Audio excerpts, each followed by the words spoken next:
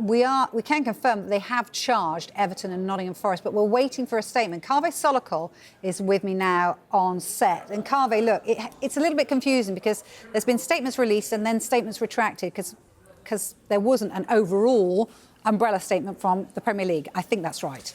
Yeah, I think there's been some confusion about the exact timing of statements from the Premier League, from Nottingham Forest, from Everton as well.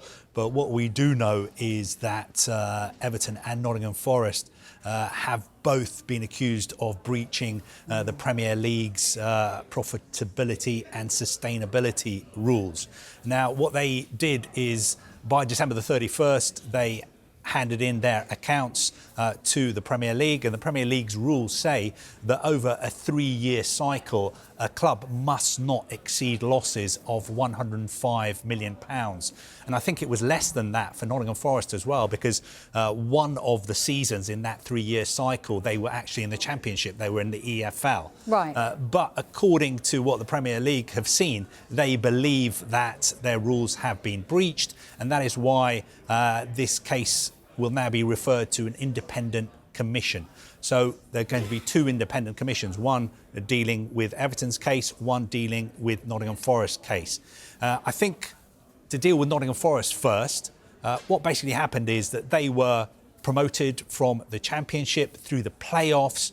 If you remember, a couple of summers ago, they signed a lot of players, I think something like 25 players. Yeah. And what they wanted to do was to make sure that they had the best possible chance of staying in the Premier League. And they actually did stay up, and they're still a Premier League club. Yeah. And I think what their approach will be is that they will work with the Premier League to try and sort this whole issue out and explain themselves to the Commission. As far as Everton are concerned, I think this is much more controversial because, of course, we know they've already been deducted 10 points by the Premier League in November, and that is something they're appealing against.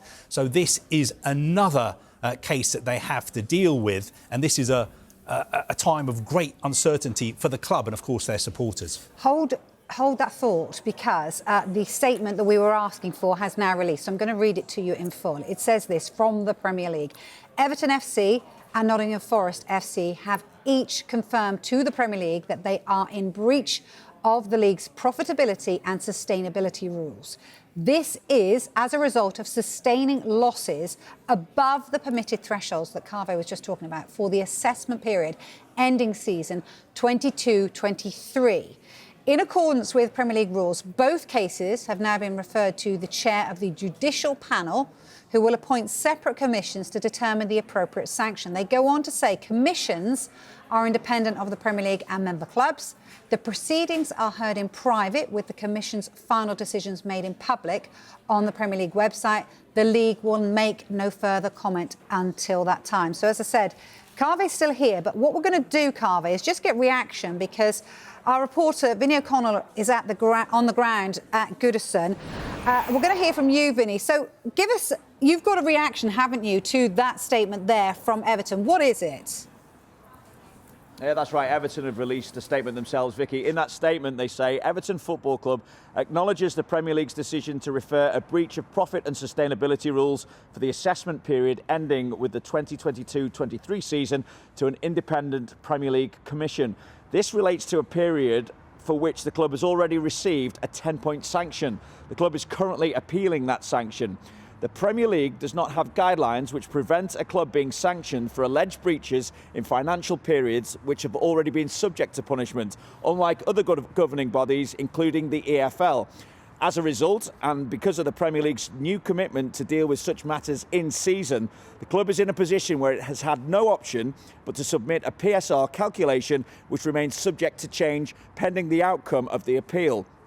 The club must now defend another Premier League complaint, which includes the very same financial periods for which it has already been sanctioned, before that appeal has even been heard. The club takes the view that this results from a clear deficiency in the Premier League's rules. Everton can assure its fans that it will continue to defend its position during the ongoing appeal and, should it be required to do so, at any future commission. and that the impact on supporters will be reflected as part of that process. And I think you'll probably remember, Vicky, that Everton voiced their disappointment when they were charged initially over the situation where they've subsequently been hit with a 10-point deduction. Well, now I think reading between the lines of that statement, Everton are voicing their disappointment once again that they find themselves in this kind of position. Yeah, I would agree with that. They look like they're vehemently defending themselves. Vinny, just stay there because we're going to speak to Geraint Hughes, who's also on the ground for us as well, and he's representing, shall we say, Nottingham Forest in this. So what have they had to say, Geraint? Yeah, their statement, which they've sent me, altogether shorter than the one that Vinny read out regarding in Everton. They are in slightly different circumstances. Of course, this is the first time that they have been in breach of Profit and Sustainability Rules, PSR. Their statement, let's run through that one again, an acknowledgement of the statement from the Premier League confirming that the club has today been charged with a breach of the league's Profitability and Sustainability Rules, PSR. The club intends to continue to cooperate fully with the Premier League on this matter and are confident of a speedy and fair resolution. That final paragraph there, Vicky, I think is pertinent here because I think Nottingham Forest are very much in the mind that there is mitigation from their point of view. I know we'll talk about that later, but I'll keep it really, really brief. The fact is, there's a couple of things, is that they haven't been in the Premier League for a 3-year season. So their kind of rules that are applying to them are those that apply to the EFL and the Premier League. Therefore, the losses over a 3-year period, the cycle that Carve was explaining, are less. And they've gone outside of those coming up from the Championship into the Premier League. And as well, they have some concerns, and I think that are voicing concerns as well, about accountability periods as well, when they should end to help clubs, not just Nottingham Forest, but other clubs in the Premier League as well. So I think they will be hoping when they have their hearing, when they submit their evidence, mitigation, to say they're looking for a speedy and fair resolution. OK, stay there, Geraint, because I'm going to talk to Carve more on this. Carve, look, just explain the situation, because there will be, no doubt, fans screaming at the TV now saying, hang on a minute, certainly in Everton's case, we've already been tried for this so far. Explain why that might not be the case. Look, I think what's happened is that we've had a situation for a long time where the Premier League has been the most successful, most watched, most exciting league in the world. And suddenly we've got a situation where, in a matter of months, we've had 3 clubs being charged with serious financial misdemeanours. Of course, the first one was Manchester City. They deny any wrongdoing. Then we've had the case with Everton, and now we've had Nottingham Forest as well. What we're hearing today, what it has to do with, is these rules that are designed to deal with these cases very, very quickly. They are fast-track, new, streamlined rules. So these accounts went in on December the 31st. 2 weeks later, we're hearing that Everton and Forest are in breach of the rules. Now, what happens is that the clubs have now 2 weeks to respond to these charges, and pretty quickly, 2 separate independent commissions are going to be set up. And within 12 weeks, these independent commissions will have finished their hearing. The hearing is going to be between 1 and 5 days. And a week after that, we will get the decision. We will get the decision. So by the 12th of April, we will have the decision in these 2 cases. And then the clubs will have 7 days to decide whether they want to appeal. And if they do want to appeal, everything must be done, sorted. The final verdict must be in by May the 24th, 5 days after the end of the season. So, in a way, the Premier League are responding to the fact that clubs have been saying, look, these financial rules, these cases are taking far too long. Let's deal with them quickly. And that is what is happening today. Now, I know if you're an Everton supporter, this looks very, very harsh. It looks like you're being punished twice for the same offence. But if you look at the Premier League's handbook and the rules, they do say that these PSR rules are judged over a 3-year cycle. So if you have been found guilty of breaking the rules in one 3-year cycle, if you move on one season, some of the seasons that you've been judged on previously are still in the next cycle as well. So I can understand why Everton fans are angry, and even more angry today. but the rules are the rules. But the contrast between what Vinny is saying and what Geraint is saying, to my ears, it sounds like Everton are coming out fighting. They're coming out swinging. They're basically saying, this is not on. This is a disgrace. We're going to defend ourselves. We're going to stand up for the club and our supporters. Where I think Nottingham Forest are being a lot more conciliatory. They're basically saying, look, we're going to work with the Premier League, and also we're going to present our case to the Independent Commission and try and get this sorted out as quickly as possible. But you think, in the fact that Everton have already picked up this 10-point deduction anyway, they're panicking and thinking, well, if we had 10 points for that situation, we could then get a 10-point deduction for this situation as well, because it's basically just the same as what they've already been charged with. I mean, it feels. And a lot of people will be saying, why do we have these rules in the first place? You know, the Premier League became the biggest league in the world without having these rules. These rules, I think, have been in place for about a decade, and they've been changed and they've evolved as time goes along, and I think they're going to change again in the summer. But they're controversial.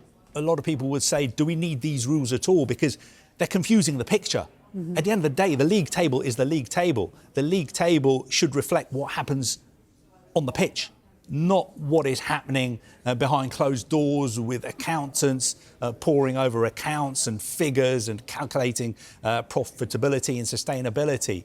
I think it is very, very controversial, and I think questions are going to be asked now about whether these rules are fit for purpose, whether really the Premier League should have these kind of rules at all.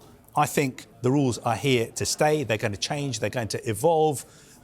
We've seen other leagues, and for instance, UEFA has got their own financial fair play rules as well, which are changing in the summer. But I can understand the anger that Everton supporters are feeling today. But the rules really are the rules. And if there is any silver lining to this at all, it is that it will be dealt with quickly. This is a fast track process. We should have a decision by the 12th of April, which is, 12 weeks away. OK, let's go back to Vinny and Geraint, though. The disappointing news, though, is the fact that Vinny, certainly in terms of Everton, they could be facing yet another 10-point or a few-point deduction, no matter what. Sean Dyche was just getting over the last one. Well, there's so much to pick through, Vicky, and we'll try and simplify it a little bit as well. But certainly that statement reflected the feeling at Everton. And from what we've been hearing as well from those close to the football club is that when it came to that profit and sustainability figure that Everton submitted, well, they're pretty unhappy with that figure because they're in disagreement with the Premier League over the parameters that they're working towards when it comes to the PSR calculation. For example, payments on the stadium not being written off against profit and sustainability rules, and mitigating factors not being taken into account, such as the war in Ukraine and how it cost them a £200 million naming rights deal for the new stadium, along with other commercial deals associated with association with USM as well. They're also unhappy that this charge has happened and been brought before the conclusion of the appeal process for that initial 10-point deduction for that previous rule breach as well. As the appeal outcome effectively directly impacts this latest disciplinary action as well. The Premier League have obviously decided to continue with the action when a new commission might not be necessary, really, depending on the outcome of that appeal. For instance, if the appeal finds fully in Everton's favour, then by default, effectively, they have no real case to answer in this instance as well. And Carve touched on it. There's also the argument as regards double jeopardy and Everton being punished twice for breaches in the same kind of time frame as well. And could they be punished twice for breaches as regards that? Everton have asked for clarity on this. Because effectively, as Carve also said, there's still the possibility of being hit with that other points deduction, a second points deduction. And one of the frustration here, I suppose, is that the Premier League rules are less clear than, say, the EFL rules, for instance, where when you're punished for breaches in a certain time frame, say a 3-year period, once again, the losses in that final year are capped effectively. So if you lost £30 million over a 3-year period and lost £25 million in that final year, then it would effectively be reduced to £10 million for the purposes of the next PSR calculation. So again, Everton looking for clarity as regards that. What I can tell you, the attitude at the football club is that the full focus really is on the appeals process. They're going to continue working diligently and conscientiously for a favourable outcome as regards that. And then I suppose once that is cleared up, they will be able to turn their full attention to this as well. At the same time, of course, there is still the prospect of a takeover going through. We are hearing that could, or whether or not that is going to be ratified, and 777's proposed takeover of Everton is possibly going to be ratified or not this week. A decision expected from the Premier League as regards that, but certainly at the moment there remains uncertainty around the football club, and a club that desperately needs stability at the moment as well. Yeah, it certainly does, doesn't it? I mean, let's turn our attentions to Geraint, because just put it into context for us, the situation that they're in there, because as Carve was saying, you know, for that period of time that they're talking about, a year of which they were in the Championship. Yeah, absolutely. And I think as well, I think we can read between the lines, albeit the Nottingham Forest statement was much shorter than evidence, but read between the lines is that, as Carver was alluding to, maybe today appearing certainly more conciliatory, use the words, I'm looking at them, of cooperating with the Premier League, cooperating with the hearings and looking for a speedy and fair resolution. I think what Nottingham Forest will be looking for is mitigation.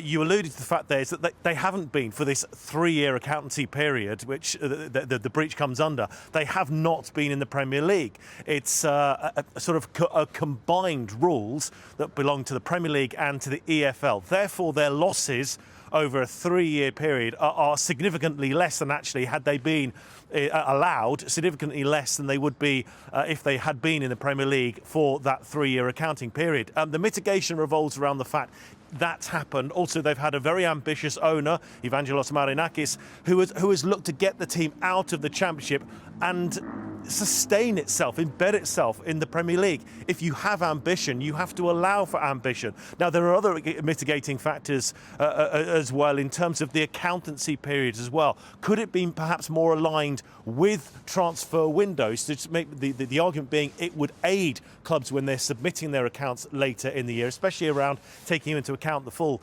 summer transfer window. And the reason I'm bringing that into account is that had Brennan Johnson's transfer, which happened on deadline day last September, had that happened earlier in the same transfer window, but earlier in the year, say in June, well, then the profit made, probably significantly less, would have been included, and Nottingham Forest would not be in breach of PSR, Profit and Sustainability Rules. But the reason what they're arguing mitigation as well is they were trying to do the best for the club, maximise an asset of that club, which was Brennan Johnson, get the most money they could. I think we were reporting, weren't we, around £35 million bid from Brentford around the June time. Well, they sold him in September for £47.5 million to Tottenham, a significant increase. They knew he was worth more. They thought he was worth more. They hung on. They got that money for him. That's come into the club. That's a profit for the club. So that'll be another argument in mitigation. And again, just looking at the words, albeit few compared with Everton,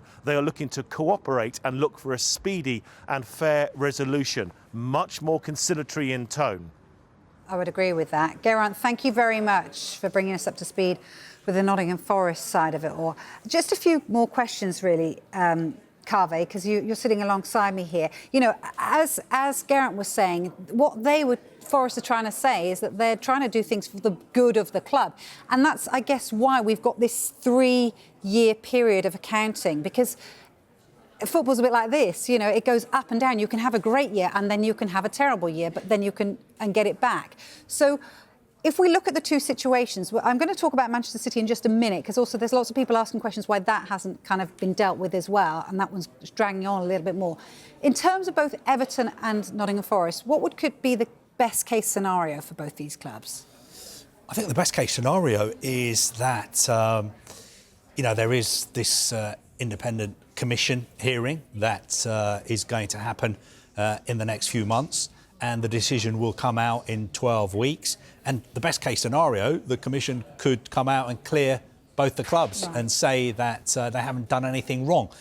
Is that likely? I don't think so, because if you look at the Premier League statement today, the wording is very curious, because it starts off by basically saying that Nottingham Forest and Everton have both confirmed Yes. that they've broken our rules. Yeah. So the Premier League stressing the fact that the two clubs are almost holding their hands up and saying that, yes, we've broken the rules. Although, judging by Everton's statement, for instance, it doesn't sound like that is the way that they feel. But I think from the club's point of view, probably the best case scenario is a fine.